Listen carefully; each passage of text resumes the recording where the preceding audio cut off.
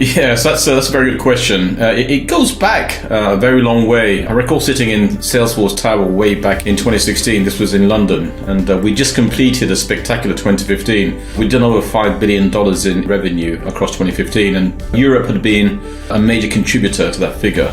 And so on that day's agenda, we had two items, right? Two significant items. First of all, we take a rear view mirror look at 2015. Your typical sort of reflective analysis, what did we do well? What could be done better? And it was that kind of analysis that results in lots of self-congratulations as well as a little bit of self-scolding.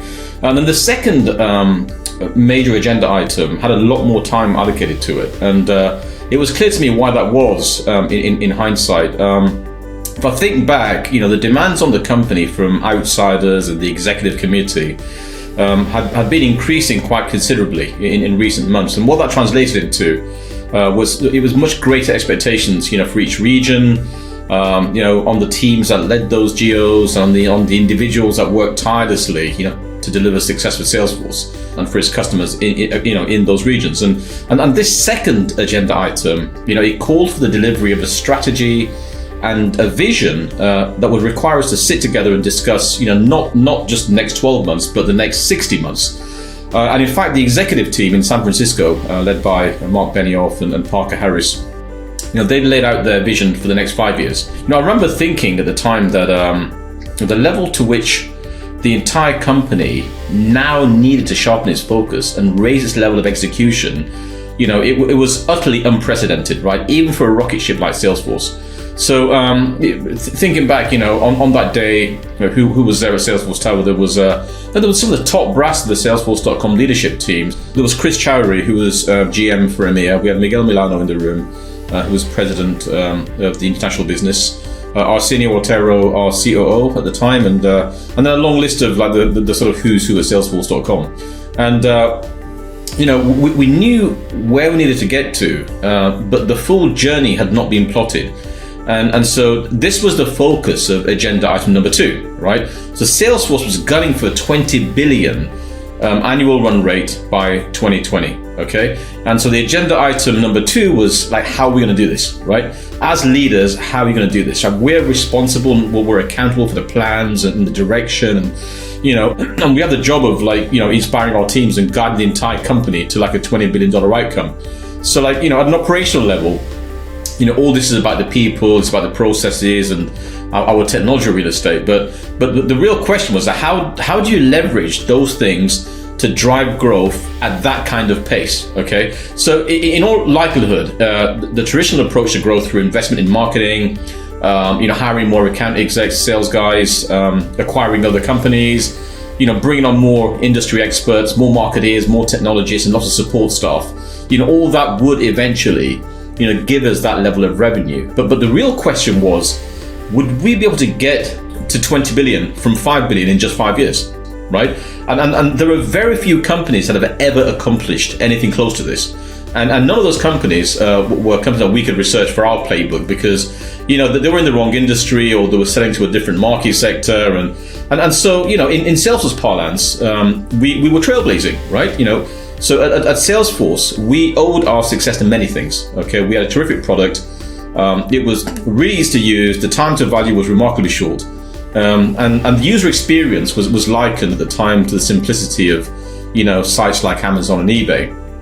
And we had a charismatic CEO and this great executive team, who had these sort of quirky early efforts and guerrilla marketing, and they through all this work they'd created this remarkable brand, and that brand represented innovation and that willingness to be scrappy and feisty, but at the same time we're going to have fun doing this.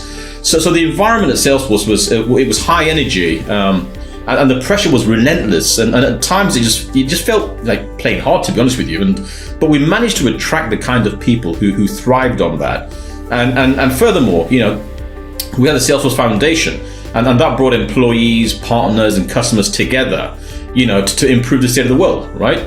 So some of us were cynical about this at first, but then it was a firmly held belief of Mark Benioff's, and from the very beginning, and we all bought into it hook, line, and sinker, because it was such a good thing. So we weren't just selling great software. We're focused on being selfless, were focused on social responsibility, and that formed special bonds between all of us, right? And all these things and more had played a huge part in the company's success so far. So, but would these attributes get us to $20 billion by 2020, right? So Salesforce, it was more than a group of really smart and dedicated people. It was more than, great consulting or technology partners. It was more than the foundation or the amazing customers that we attracted. So it was a combination of all these things and more that came together to form what Mark Benioff called the Salesforce Ohana. And that was at the core of everything that we did, right? It was the very heart of our success. So in fact, if you Google image search Salesforce Ohana, you might come across a blue image with a circle broken into 4 quadrants. And each of those is you got employees, customers, partners, and communities. And this image, didn't exist before that meeting at Salesforce Tower in London, and it was crystallized as part of an initiative decided on that day. And because we realized that to get to $20 billion by 2020 in 5 years' time, we could only achieve that by recognizing and communicating the value of our Ohana to every member of the Salesforce community. And we did this with gusto. So everyone was bought into it, right? Not just Salesforce employees, but you name it. System integrators, consultants, Salesforce admins, Apex engineers, developers, App Exchange partners, mobile developers, middle managers, execs. We had this global community of the smartest and most driven professionals in the history of software, all facing in the same directions. And in fact, things worked out rather well in the end. So last year, if we look back at Salesforce revenues for 2022, they were around $26.5 billion.